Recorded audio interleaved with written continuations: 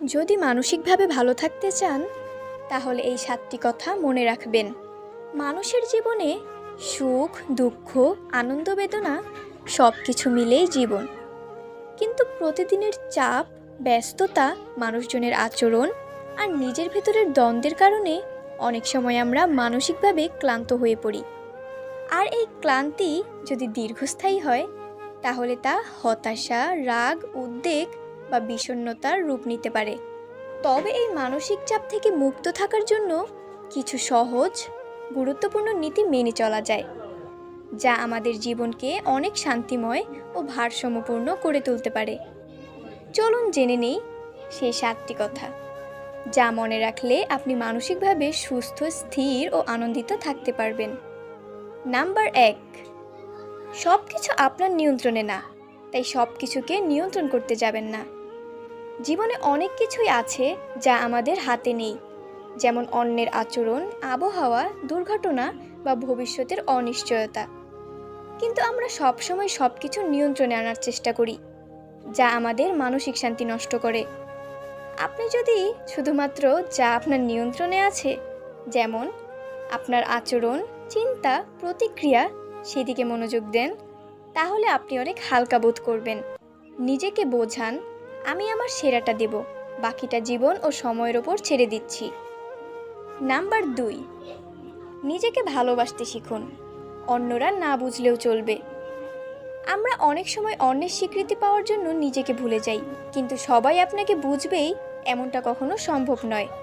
তাই নিজেকে ভালোবাসা, নিজের সীমাবদ্ধতাকে গ্রহণ করা, নিজের ভালো লাগাকে গুরুত্ব দেওয়া খুব জরুরি।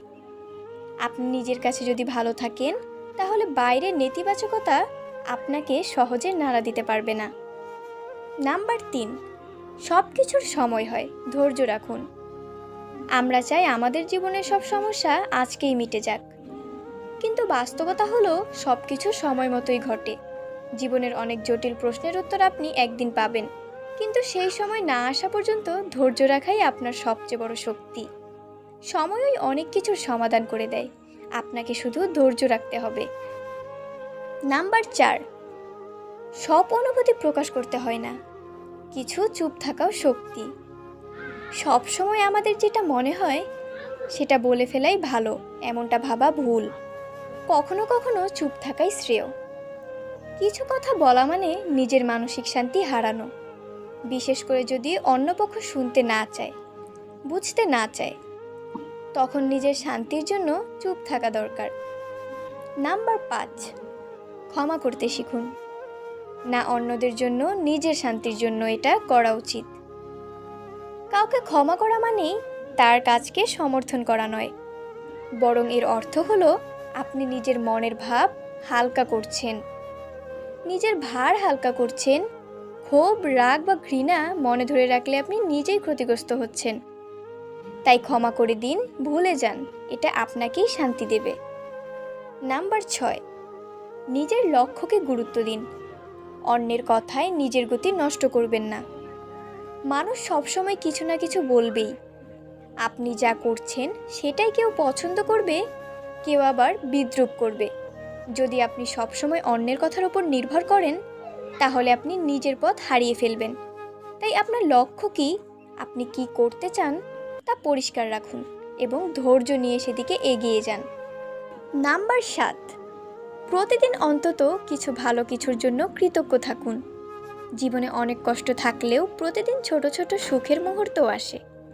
সেই সুন্দর বিকেলের আলো, চায়ের কাপ, প্রিয় কারো হাসি কিংবা নিজের অর্জনের ছোট্ট একটা ধাপ।